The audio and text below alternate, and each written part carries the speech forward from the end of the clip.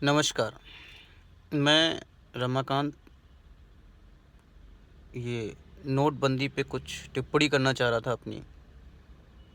टिप्पणी कुछ इस प्रकार से थी कि कुछ लोग सिर्फ़ और सिर्फ़ नोटबंदी को पॉलिटिकल इश्यू बना के उसको भुनाने की कोशिश कर रहे हैं।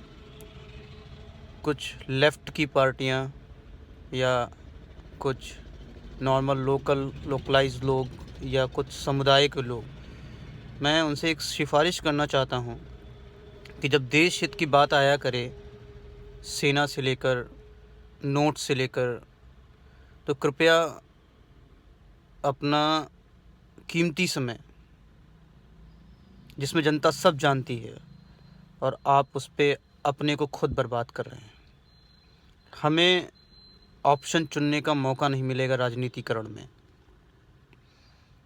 आप मुद्रीकरण के बारे में जानना चाहते हैं तो आप एक बात समझ लीजिए, जितने भी लोग इससे परेशान हैं, हैरान हैं, वो अपने प्रदेश में ना रह के दूसरे प्रदेशों में भागे भागे फिर रहे हैं। उसका जीता जाता उदाहरण देख लीजिए आप, मिस्टर केजरीवाल डीएमसी में कितने करोड़ रुपए घोटाला पकड़ा जा रहा है। रेगुलर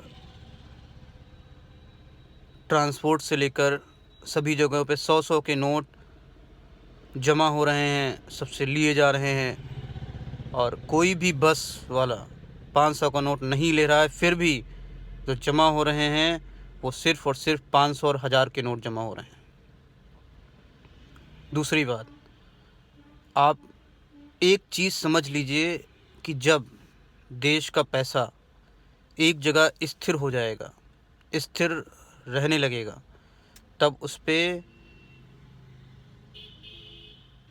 आप न विचार बना पाओगे, न व्यवहार कर पाओगे, न व्यापार कर पाओगे। धन जो है बांटने से, खर्च करने से दो अलग अलग चीज़ें होती हैं। हमेशा जब आप व्यापार की बात करते हैं तो व्यापार में पैसे का आदान प्रदान जब होगा तभी आप धन को बढ़ा पाएंगे। हमारे देश के प्रधानमंत्री माननीय श्री नरेंद्र मोदी जी ने जो एक कदम उठाया, ये बिल्कुल सराहनीय है। इस पे किसी को शक नहीं होना चाहिए और इस पे किसी भी प्रकार का एलिगेशन लगाना अपनी पॉलिटिक्स ख़त्म करने के बराबर है। मैं कुछ बातें और शेयर करना चाहता हूँ। मैं सभी पार्टियों की बात नहीं करता। मैं एक समाजवादी पार्टी के बारे में भी कुछ कहूँगा। मैं उसको सल्यूट करता हूँ कि उसके किसी भी एक नेता ने इस देशद्रोह में साथ नहीं दिया है। जो लोग इस पे टिप्पणी करे जा रहे हैं और अपनी भाषा को, अपने मातृभाषा को, उन सब पे एक ऐसे विचारों को थोपते चले जा रहे हैं जिसका कोई और कहीं अंत नहीं है। कभी देश हित के बारे में भी सोचें, विचारें, बैठें, तब आगे कुछ बात करें। सोचें कि आप क्या कर रहे हैं और आप क्या कह रहे हैं। आपको जनता इस पे आप पर क्या विचार विमर्श करके अगले सत्र में आपको वोट देगी। माननीयों, मैं बहुत लोगों का नाम नहीं लेना चाहता। आप ममता बनर्जी जी को देख लीजिए।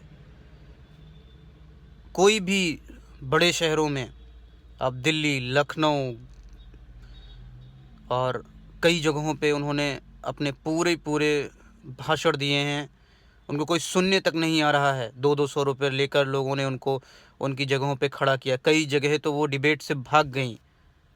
उनसे बोलो कि अपना बंगाल संभालें। पहले अपना बंगाल तो संभल नहीं रहा है, देश को संभालने चली हैं।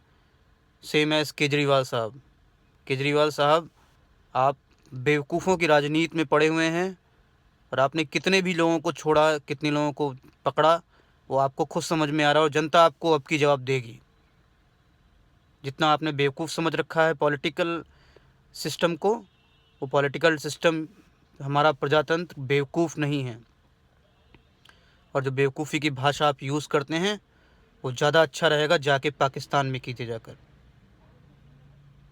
आप हर बात पे जाके, पहले आपको जब चुनाव जीतना था तो आपने मिसेस दीक्षित को आपने बहुत अच्छी ढंग से लताड़ा, और अब आपको भाजपा मिली है तो आप भाजपा पे मारे ताने जुटे हुए हैं। एक भी घोटाला दिखा दो, एक भी घोटाला दिखा दो ना।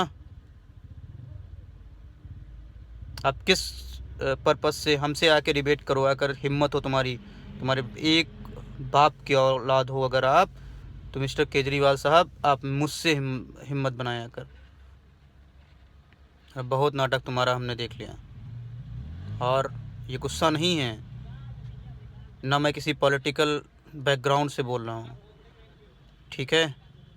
ये एक सिस्टम है जिसके तहत मैं आपसे बात करने की कोशिश कर रहा हूँ, और बहुत अच्छा रहेगा कि आप सिस्टम को समझें और आके देश को संभालें।